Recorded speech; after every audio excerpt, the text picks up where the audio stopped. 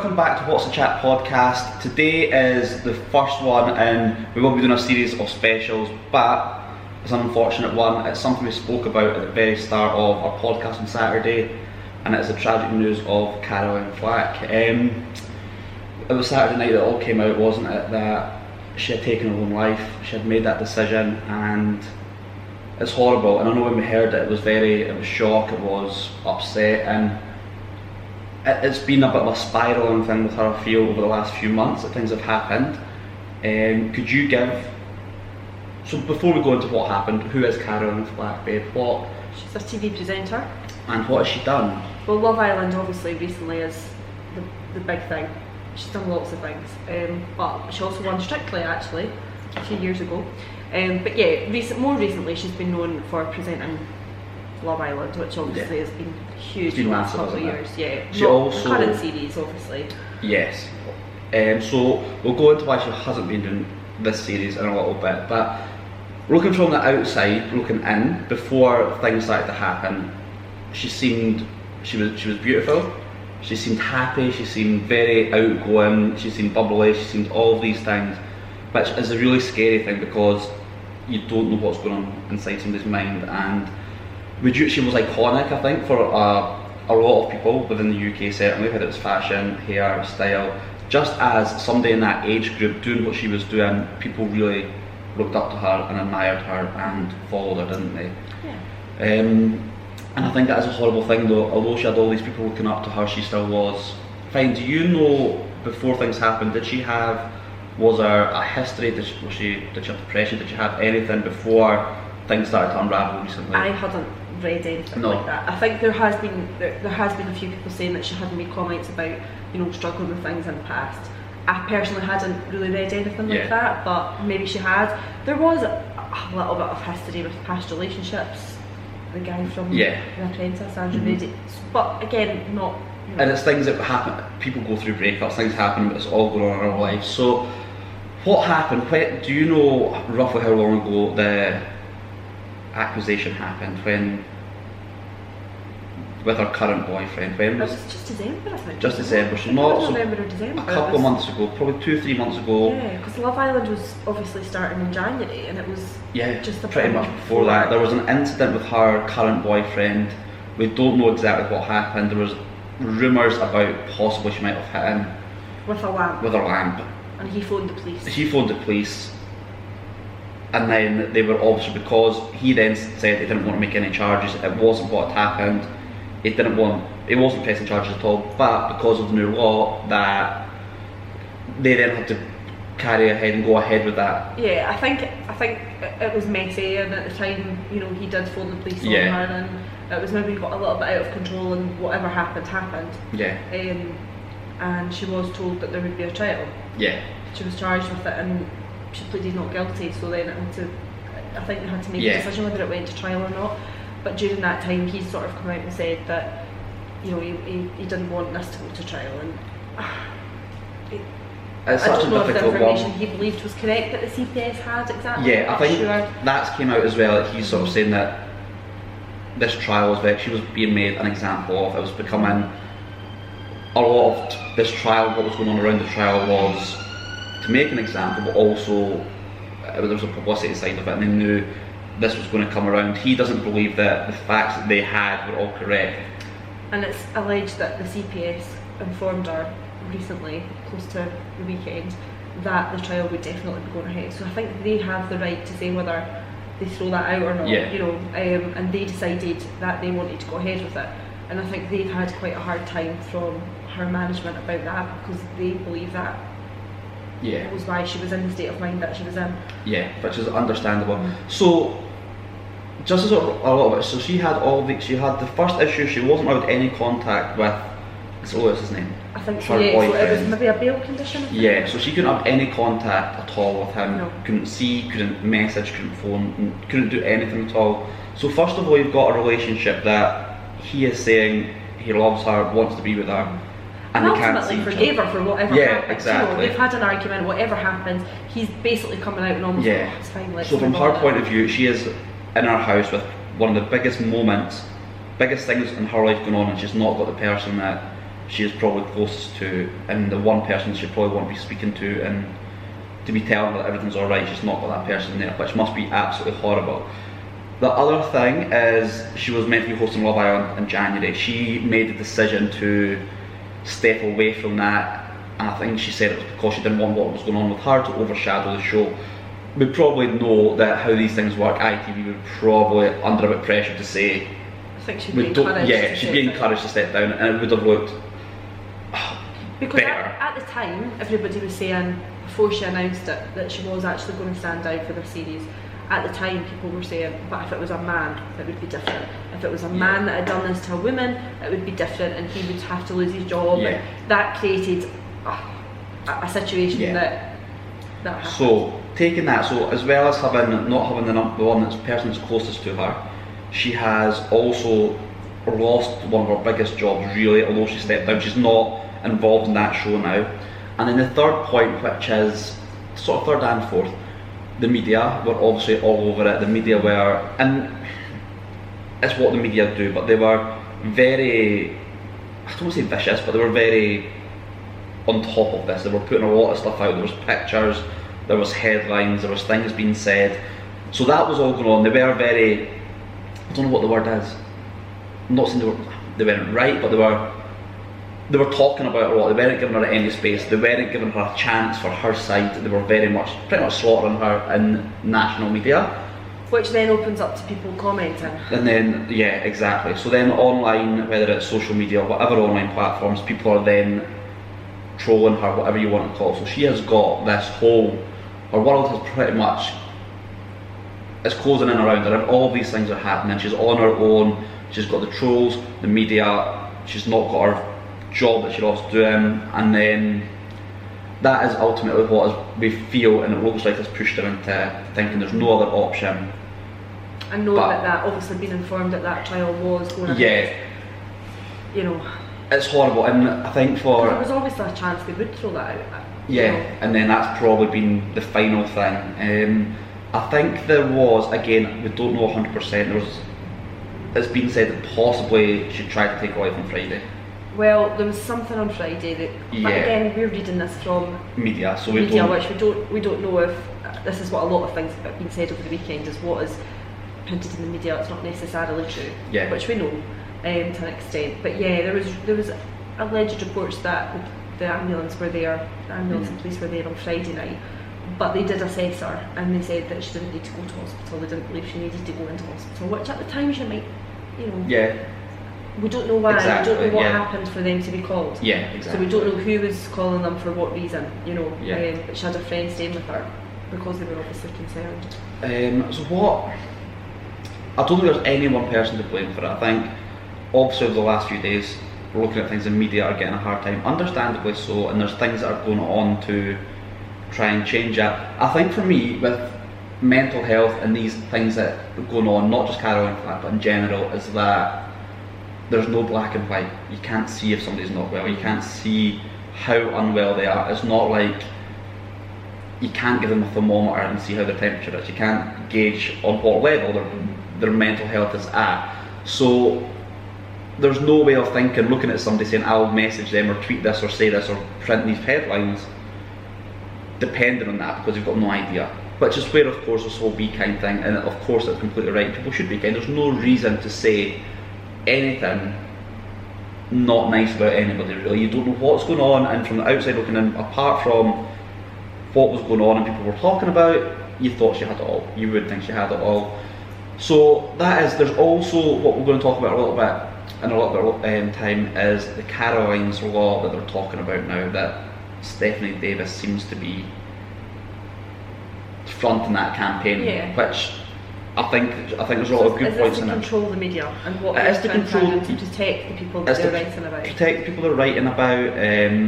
I think there's a couple of things in it that I think it's difficult because again there's not a black and white. You can't, where does the line cross between media and journalists doing their job and bullying somebody?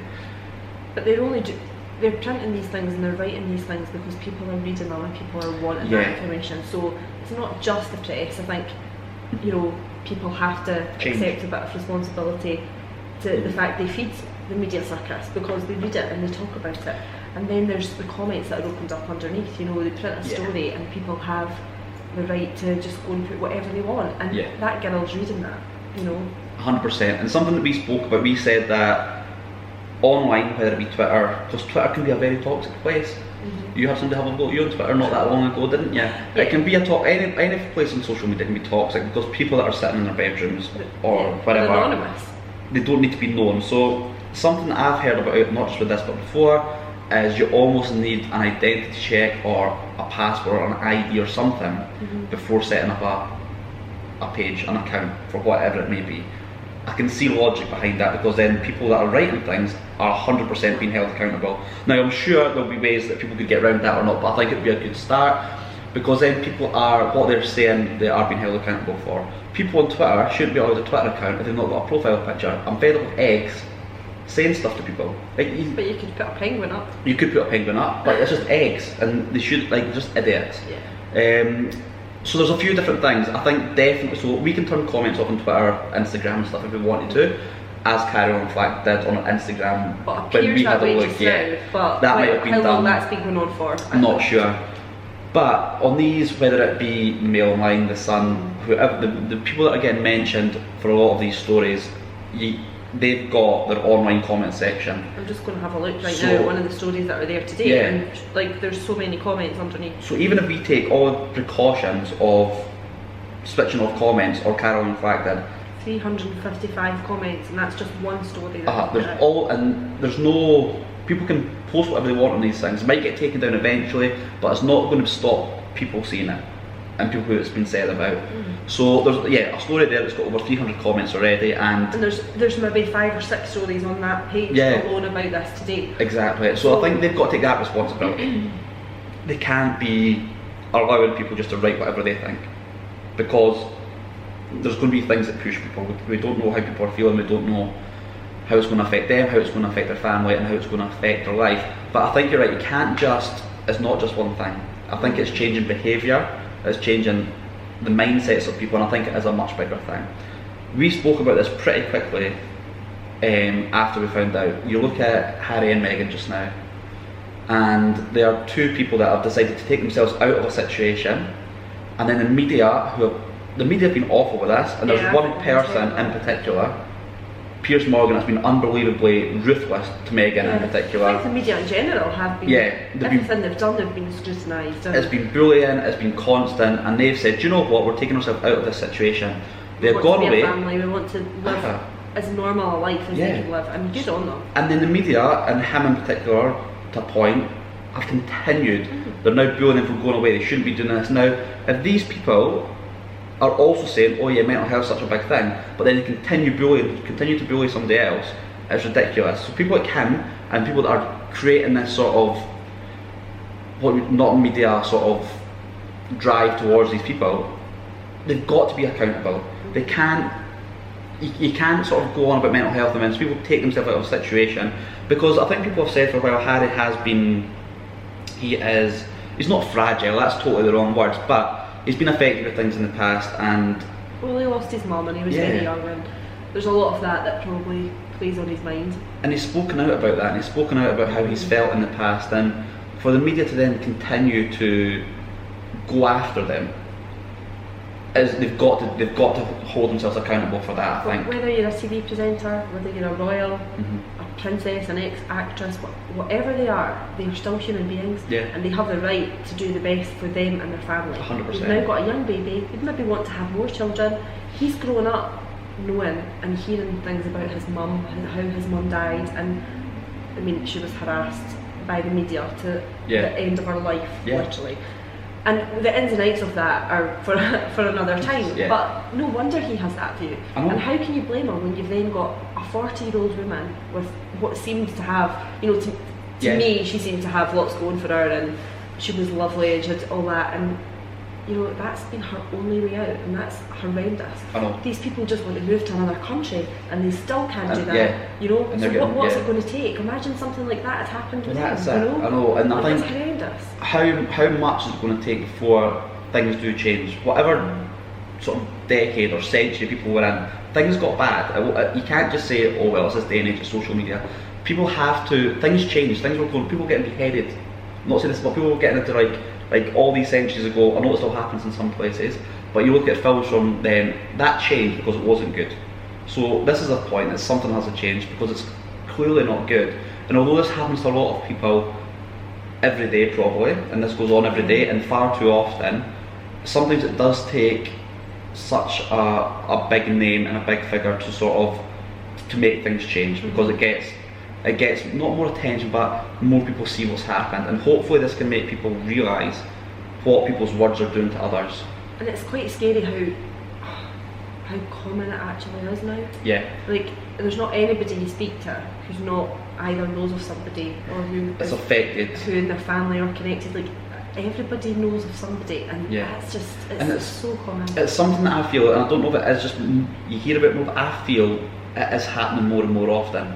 So what we are really doing is, we must be, not, I don't mean me and you, but as people, we are making more and more people feel that their only option is not to be here.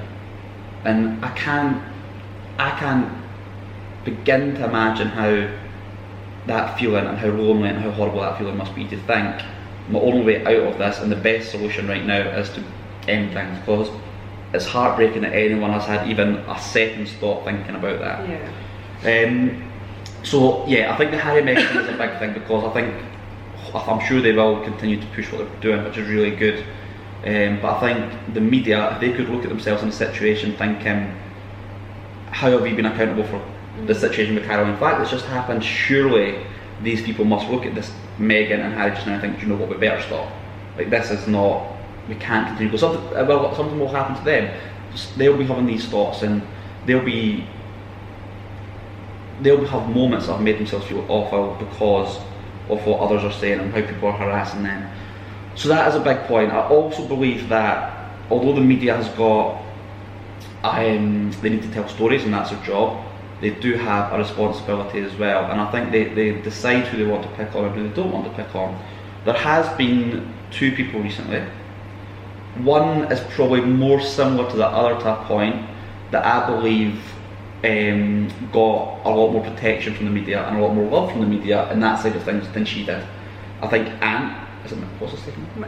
McPartlin, yeah. And so he recently was drink driving. He was proven 100% guilty. All of these things, the media wasn't quite as bad on him, I didn't feel, or as relentless with him. On the I know there was some negative stuff, but they weren't quite as relentless with him.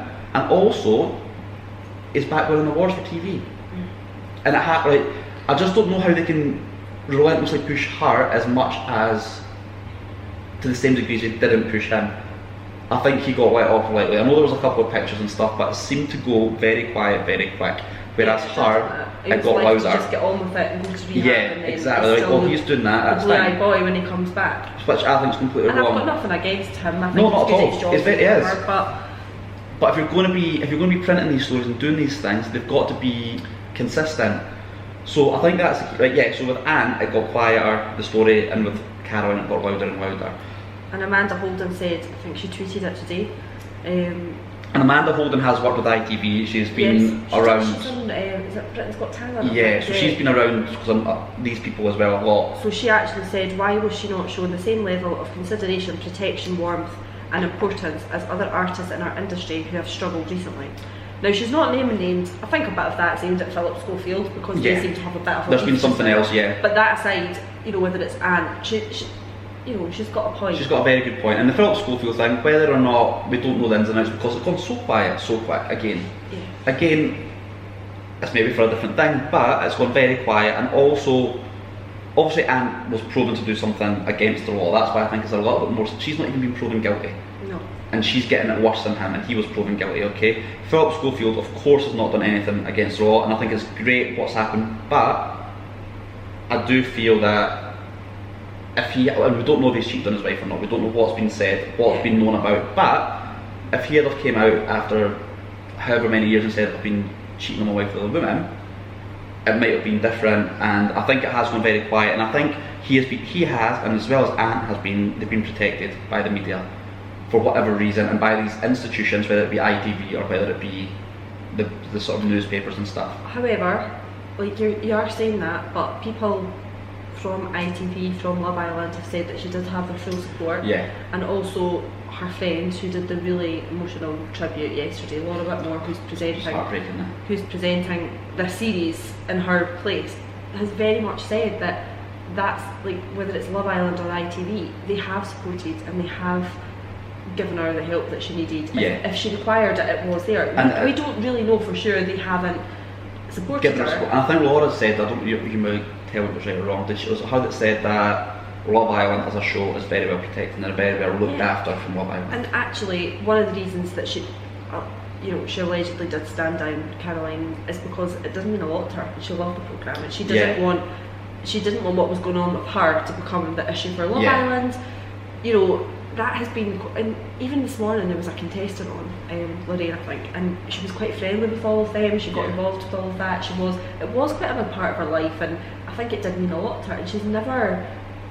They've always said that they've protected people, obviously because there has been other suicides. That's why Love Island is getting a really hard time. Yeah. But and I think we should talk about that a little bit more about the Love Island thing. But for Laura Whitmore to come out and say that's not, she very much was directing it at the media. Yes. When Amber was at the media. And I think we've got to take, especially Laura, who is not only a workaholic but they're very close with each other. Yeah. She will know what has, she will probably deep down know what has pushed her, what has happened, and she will have been in contact with her. Also, just for anyone listening to this, because I've seen some comments, no one is saying that Caroline is a perfect person. She says that as well. But none of us are.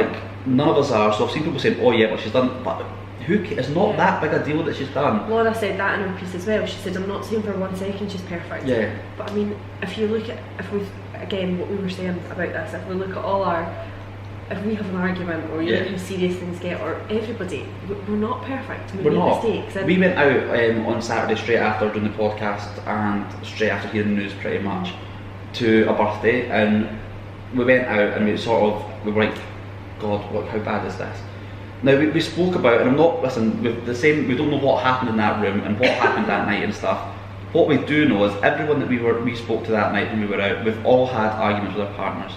We've all, to different degrees, and of course it's not the right thing, you can't be doing that. I'm not condoning it at all, you can't do it and you shouldn't do it at all, but I also think that people have arguments and it's not right, it shouldn't have happened, and I'm sure she would say that the exact same, but we don't even know what's happened, so we don't know how bad. But the fact that he has forgiven, he has came out and said what he said quite early on,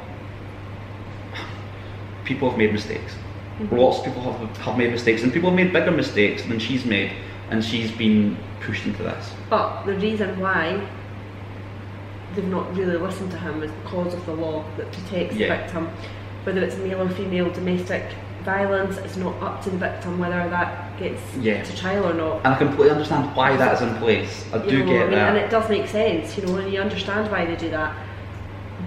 But each case is different. I think that's it. I think maybe each case is different, and there's got to be something that can maybe be not like something in the middle there that says, right, you can have a little bit like you can not children, but like the supervised something in there that these people can still have something together, if depending on what the case is. Now we've got to talk about Love Island for obvious reasons. I was going to try and lie to the people that are watching us here, but this is the second part of this video, and obviously people will be able to tell slightly that I've got a different t-shirt on. You came prepared and you matched up, which I completely appreciate. I couldn't lie because somebody would point that out saying, why did you change the t-shirt in the middle? It would be like magic trick.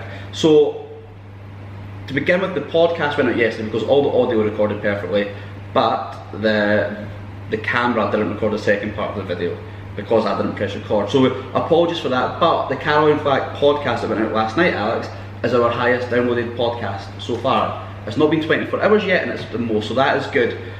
But we are now going to give you the second part and discuss what we discussed on the podcast, but it'll be a slightly different version, of course.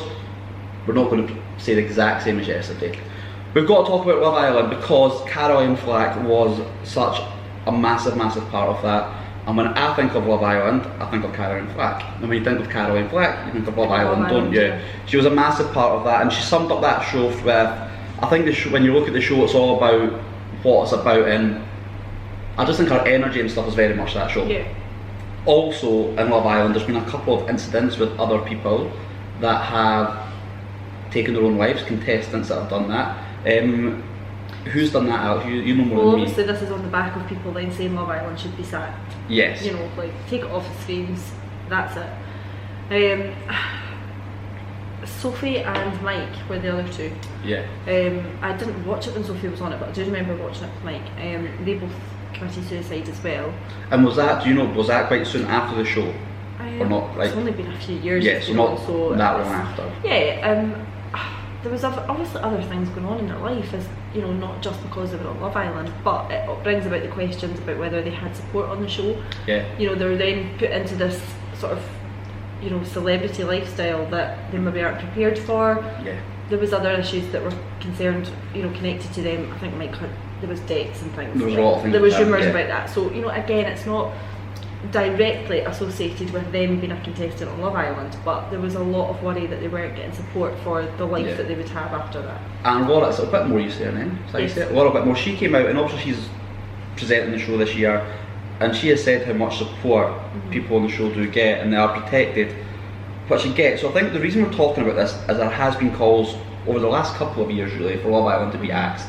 Obviously after Caroline Flack there's been more calls for that, although she presented, wasn't a contestant. What is it, do you think, that is causing this show for this to happen to these people on the show? But she wasn't, Caroline wasn't a contestant. And Sophie, who did it as well, committed suicide as well, her boyfriend also killed himself a few weeks after her. He wasn't a contestant or anything to do with it. It's for people, it's a lot of people, and it's all got that Love Island connection. But if you listen to what Laura Whitmore said on our programme and our tribute on Sunday morning, she's obviously taken over Caroline's job. Yeah. And she very much felt that there was a lot of support from ITV and from Love Island, and she said that they did feel very supported. Caroline also loved Love Island. Like, she was really passionate about that. So she obviously didn't feel that that was an issue. I think it's just that is the common factor amongst everybody, but it doesn't necessarily mean it's the cause. Yeah. So do you think it is? Do you think the people that go in there, because of course people that go in there want fame. There's nothing hidden about that, there's nothing wrong with that. But do you think when they do get that fame, it's an incredible high, but when that fame starts to slip away from them, then it's that incredible low? And maybe whether it's lifestyle or whatever it may be, I don't know with Mike, but I know there was money problems that was written about. Supposedly do you think they feel that there's that lifestyle they've got to maintain and that image they've got to maintain, because it's fame through Love Island to a point, but it's fame through social media. So do you think because it's fame through social media, do you think then the downside of social media has a bigger impact than it would maybe have on me or you? If things started happening yes, but I don't think it's just because of social media. No. Sorry, I don't not with the other two, because to be honest they were kind of away doing their own thing. You didn't hear lots about them. People get themselves involved in certain circles and get a lifestyle, and that was maybe a contributing factor as well. Lifestyle state of mind as well. Do you think Love Island should be axed? No, and I don't watch Love Island. I did watch it last night. I wanted to see how they would pay tribute to Caroline, and I thought it was very nice. It was nice. The way that Ian Sterling? Yes. He did a little speech about her, and it was just done really nicely. And what else could you do? You said it last night. You heard him talking, and you were waiting for a joke. Not because you thought he joked, but you're used to him. Yeah, but he was being so serious, and he was so affected. Voice, and at the end, it's that voice when you speak, and it totally goes, doesn't it? And it's horrible. So they've done it nice. Something I also want to talk about that we still don't know. You mentioned that. Did the contestants know last night, or are they going to know tonight? Yesterday afternoon, when we were looking at articles, again it's come from the press, so you don't really know what is true and what is not. But yesterday afternoon, the story did say that Love Island was going ahead last night. They were going to distribute at the beginning of the programme, but the contestants did not know what had happened, which I find weird. But then I suppose that would have been recorded maybe Friday, Saturday. So because we've missed it for 2 nights. And I suppose as well, because I know, is it After Sun? their like extra programme. They cancelled that. That's a live show that they did cancel that, and I wonder if that because Laura presents that, I think. Yeah. So I read that anyway. But because everybody, the crew and the production team were obviously devastated because they'd worked with her and were very close to her. So I don't know how they would be filming with the contestants not knowing. So it'd be very difficult. Yeah, so I'm not really sure how that. I don't know. No, there's not really been anything said about that. Yeah. If I was a contestant, I would want to know as soon as possible. I'd want to have that choice. Yeah, and whether that I wanted choice to carry on. I think it would very much change the whole. To not have that choice is quite a horrible thing to it's funny have because we done wouldn't have to ever you. met her because she's I know, not done this but show. probably the people that go on Love Island have probably watched that for the last few years and been not obsessed with it but loved it. That's why they wanted to go on, and they will almost feel like part of that family that obviously been taken away a little bit. There was quite a lot on social media on Sunday saying, you know, this one came up saying, if you care you will cancel the remainder of the series, donate the prize money to a suicide charity. The reaction was, which it very much is, to sort of proportion blame, you know, and on Sunday it was the media and it was Love Island. They were, you know, and that's somebody saying, you know, I hope it gets axed, it would be wrong, disrespectful for them to air any further episodes. And I completely get that. Yeah, absolutely. But I also, from the point of view, and we can't say for but if Karen was here or could say, she probably would say don't cancel and carry on and enjoy yourself. Yeah, so between Laura and obviously Ian, who worked with her and on the show, they're carrying on and saying, you know, I mean, I know they would say that because it is their job. Like, I understand it is their job, but I also think they did know her more than other people did. And I think because, especially Laura, I think Ian as well, because they are very close, were very close friends, that if they thought that she wouldn't have wanted that or there was any part to do with the show, I think they probably would say, do you know what would be better or not? Because I think they would be, the way especially Laura spoke, that was one of the most upsetting, emotional things I've watched, and I watched a minute of it because I couldn't cope with the rest of it. I listened to the whole thing. It was really sad. I think their friendship and that would go above what they wanted for the show. And she did say that there was a lot of support from Love Island and ITV. I've seen a lot of different things going on. There's a lot, obviously the media are still getting, we've obviously had almost 24 hours since we recorded the first part of this podcast where my t-shirt changed, to sort of look at different things and things that are happening. There's a lot of, like, I'm obviously a member of sort of hairdressing groups online and stuff, and there's a lot of people that are now removing gossip magazines from salons and saying this is the way to. I saw that. Is that? Yeah. I got tagged in something saying I should interview somebody on the podcast. I don't know if that's I get why they're doing it, and I know it's an initial reaction. I do think the media need to change, but I think if you just take magazines away, the media are still going to be doing what they're doing. There's going to be, I think it's a deeper rooted thing. I think what people need in a hair salon for an hour getting their hair done is not what's going to change the media. I don't think so either. We have it on our phones. Whether you follow, and I do, I have the Mail Online app, and I do read it, and client-wise, to be honest, people have it on their phones. You have it on social media. So, sorry. I agree with that. I think there's doing that as a small thing. I don't think it's going to change too much. It's not. I think it's a bigger picture. And what was the word I said yesterday? And I said to you, what is it? It begins with an I. The institutions.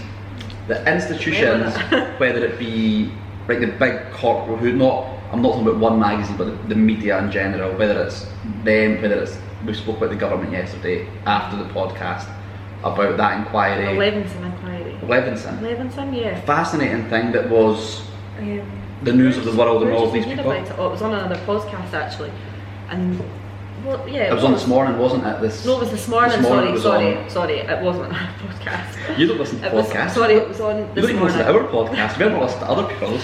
And I'd heard about it, but I wasn't 100% sure, so I googled it and had a look, and that's very interesting. That it was an inquiry, but it was eventually cancelled by the Conservative Party in 2017, I think. That's right, yeah. And the person who was speaking on television about it was a former journalist, a tabloid journalist. She's still a journalist, but I think she writes about different things now, and she said it was very, not suspicious. She didn't use the word suspicious, but it's cancelled, that's it, they don't do it anymore. And it's because there's a lot of very high up and very powerful people that are making those decisions about what we see and what we're allowed to, I agree, and without going too off track, no, because I'm about to go on about something. You watch a lot of TV things, and obviously some of it is fictional, some of it's based on real things, but the control that media and people at the top have is quite incredible and quite frightening to a point. And I think we all know that. And I think if not everyone, but I think if you really looked into what some people in the media do and the people at the top can do and can affect what is put out there, yeah. I think that's where it has to change. It has to be a bigger body and a bigger something. Obviously, the point of her bringing that up was because that was looking into the ethics of the press, and after the News of the World scandal and phone tapping and all of that, that was to bring about all the change. Obviously, there was criminal proceedings, I think. Yeah, there was. And I think as well, just to agree that. What was I going to say again? Sorry. Yeah, no, that it's difficult to, there's not a clear line from journalism to bullying. There's not a black and white answer to that. When does journalism and when does discussing something then become bullying? I think if you're really going after somebody and not giving somebody else a chance to speak is obviously what bullying is. At that point, it's difficult. There's not that line to say, right, that's right and that's wrong. Mm-hmm. It's a moral issue to a point with some people, which is why it's got to be governed a little bit better.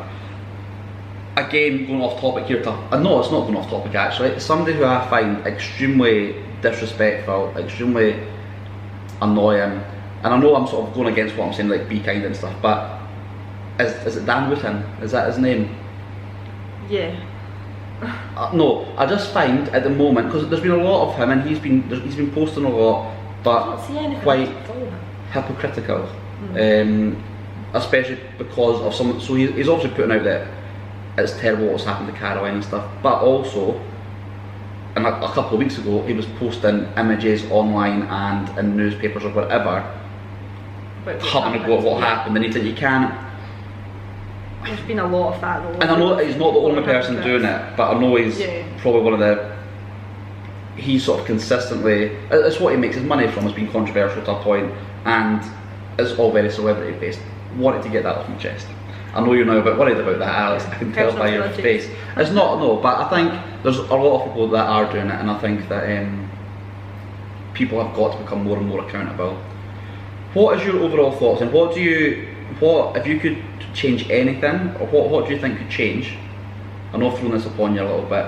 With what would just I in change? general, what could have changed that could possibly prevent what's happened? Well, I think what you have to remember though is there's probably a lot of underlying issues there that were maybe there before the incident. People have spoken out that there maybe was mental health difficulties or struggles, and whether it's been because of what happened with her boyfriend or whether it's been before that, I don't think you can blame one thing. I don't think that the press have helped. I think, of course, putting stories and people being able to comment, and she was attacked by the Fathers for Justice group as well. There was people camping outside their house, I was reading and stuff. I mean, it's pretty. I heard a rumour that they'd done something just to get a reaction from her to get her sort of put out there. But we don't know that. There's no facts there. I don't think that being on Love Island or not being on Love Island, I don't think that really was relevant to her. I think some people have said that she wasn't, when it happened, she was not forced out of Love Island, but recommended to maybe go and whatever. But I think that's, if she hadn't, hadn't happened, people would have complained about that too, because if it had been, like you said yesterday, if it had been a guy that had done that and he still kept his job or still remained in his job, it would have been different. And I think they've had to do what they've had to do based on. I mean, she was charged. I think you're right. I think because it's nothing to do with that point, nothing to do with Love Island, with her. And I don't think cancelling Love Island is going to change. It's more the point of she's had to step away from her job. Yeah, whether that was Love Island, X Factor, or whatever it might be. How she's felt. Yeah. And I think Love Island is of course unfortunate. Love Island have obviously had the previous cases, but if she was presenting X Factor or something else and this happened, there probably wouldn't be calls for X Factor to be, well, X Factor's not going back anyway, is it? 4 people associated with Love Island, it isn't good, it's not good. But it's just that you just keep going back to it and thinking how sad it is. And it's funny because even being back and work today and talking, you forget that it's real to a point, don't you? You go into your phone, you look at it and you're like, God, that is real and it has happened. The inquiry, is it inquiry? Yes. Starts tomorrow. Inquest, yeah. Starts tomorrow. Really, so that's... I just saw something. Well, depending I suppose what the media want to show. And it's almost, I almost don't want to know. I don't feel... It doesn't matter, does it? It doesn't matter at all, and I almost feel that we shouldn't. I just feel that there should be just something. I know it probably will come out, but I do feel that it should maybe just be. I mean, for a man to run enough to find his daughter. I know. And I think stripping everything away, everything we've spoken about in this video, in this podcast, stripping it all away. People have lost daughter, friends. They've lost somebody. Twin sister. And people have lost that, and an individual human being has felt that the best option for them is to be gone, and of course that wasn't right at all. This is coming to the end of our podcast and our video today. It's not our normal one. It's something we felt we sort of wanted to talk about, and we felt we needed to talk about in this podcast and YouTube channel. What we're doing is all about what is going on, whether it be things like that's happened that are of course devastating, or there'll be other things we talk about that aren't as sad as this. I can't imagine many things being sadder or as sad as this, to be honest, that come up. I hope not anyway. So thank you everyone so much for watching. We will be back as normal this week with our weekly podcast, talking about whatever we're talking about. We're going out, we've got things going on, and I've not told Alex this yet. There might be another sneaky video coming up on our YouTube channel that will be different from the other ones, but there might be something coming up. What are you talking about? I'm not telling you just now because I think it's probably not fair for you to have your reaction filmed at this point. That means I'm not going to be happy. No, you will be happy. I promise you, it's not a big thing at all. I promise you, it's not a big thing. So there might be a video coming up, there might not be. We will see. But yeah, of course, as it goes without saying, really, thoughts and everything with Caroline's family and friends and everyone that's involved in it. And just talk to people. Be kind. Talk to people. Reach out to people. I also think just ask them who they are, and don't always take fine as they are fine. Talk. Fine means anything but fine. Fine means yeah. If I say to you how are you and you say fine, I know something's wrong. So don't let anyone say they're fine. Be kind to everyone. Talk to people. And thank you so much for watching and listening. We appreciate it, and we will see you again on Sunday. Be kind.